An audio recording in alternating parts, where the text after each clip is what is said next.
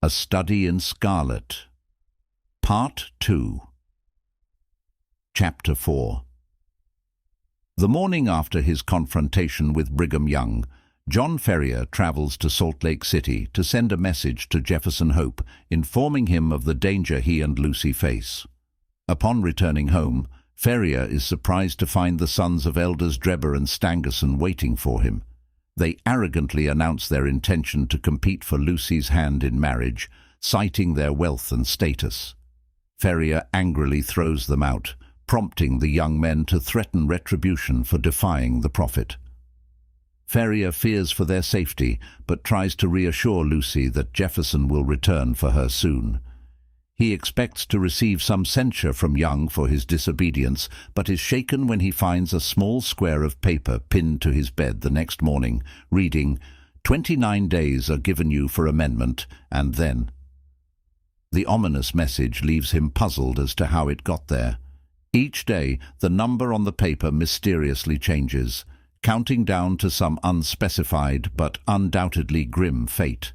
The psychological torment takes its toll on Ferrier, leaving him haggard and restless.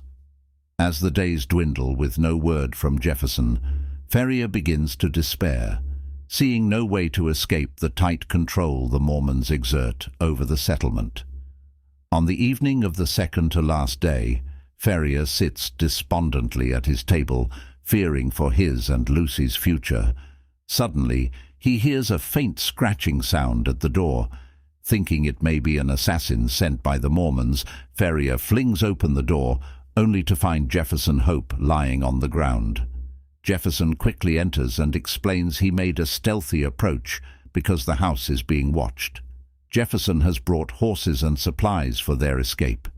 He plans to take Lucy and her father through a narrow mountain pass to Carson City that night, using the cover of darkness. Ferrier gathers his money, and Lucy prepares a bundle of her most precious belongings. They carefully make their way out of the house and across the fields. Just as they are about to enter the mountains, Jefferson pulls them into hiding.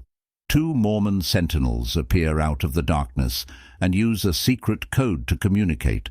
Once they depart, Jefferson leads his party forward, knowing they must move quickly now.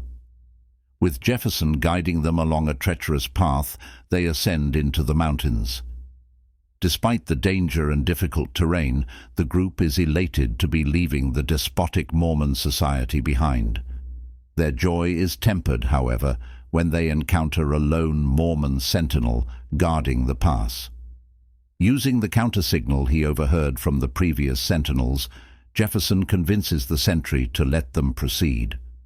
Passing the watchman, they spur their horses to a trot, relieved to have cleared this final obstacle to freedom. The chapter ends on a tentatively hopeful note, with the runaways unaware of the retribution and dangers that will soon pursue them. This chapter ratchets up the tension as the threat to Ferrier and Lucy intensifies. The mysterious daily messages create an atmosphere of dread and paranoia, underscoring the reach and ruthlessness of the Mormon hierarchy. Jefferson's bold plan offers a glimmer of hope, but the harrowing late-night flight through the wilderness emphasizes the long odds against them. With Mormon lookouts and patrols everywhere, the reader is left with the sense that escaping completely will be much harder than the fleeing family realizes.